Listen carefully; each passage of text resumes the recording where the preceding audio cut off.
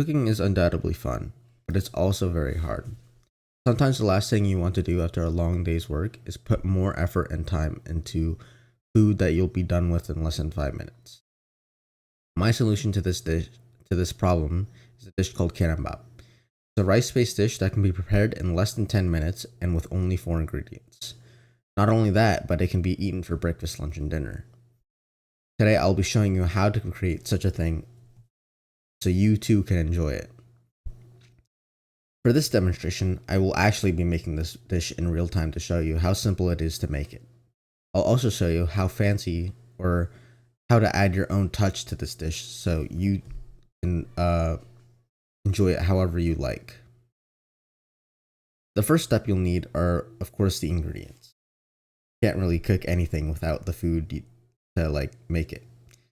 The bare necessities for this dish are rice, soy sauce, sesame oil, and 1 to 2 eggs.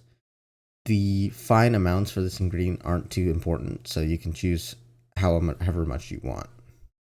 For what you'll need to prepare the greens, all you need are a frying pan for the eggs, a bowl, and a spoon. You'll need the frying pan because we'll be frying the eggs. I believe those create the best. For cooking, once you have all the ingredients and tools you need, I'll show you the actual process of making it. The two most important parts about this dish are the eggs and the rice. They are the foundations and the only things that really need prep work. The rice, you can prepare whatever you want, like instant rice or rice from a cooker, or like you can make it from scratch, like using an actual pot. For the eggs, like I said, I like to fry them for the best textures. So I don't think it's too important however you prepare them. For the eggs, you can just leave them on top of the rice once you're done. For the other two ingredients, they serve as the binder and edge for the dish. The soy sauce gives the rice and egg saltiness because of how mellow the other two ingredients are, and sesame oils allow them to not clump and be mush. All that needs to be done for them is just to pour a few spoonfuls. I'd say like 8 to 10, but I'll be just pouring like by eye measurement, and 2 to 4 spoonfuls for sesame oil. Without the prior explanation, as I've stated before, the whole process comes down to frying and mixing. Those two sections were just the basics. They're the bare necessities for what you need to make the dish.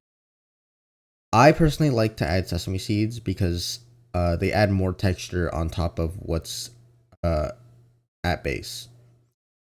The seeds give a crunch that the other ingredients don't provide, except maybe the fried egg, which gives more things for your mouth to feel. Another thing to add is not like within it, but like as a side dish.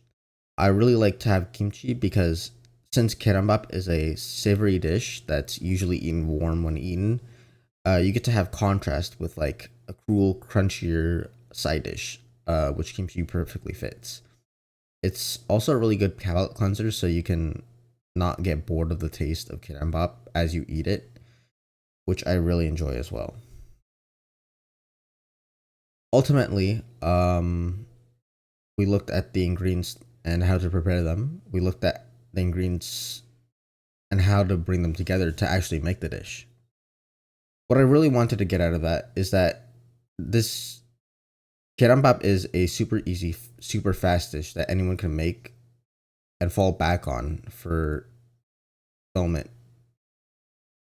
So instead of relying on more unhealthy foods or for ordering expensive food deliveries, I recommend giving this recipe a shot.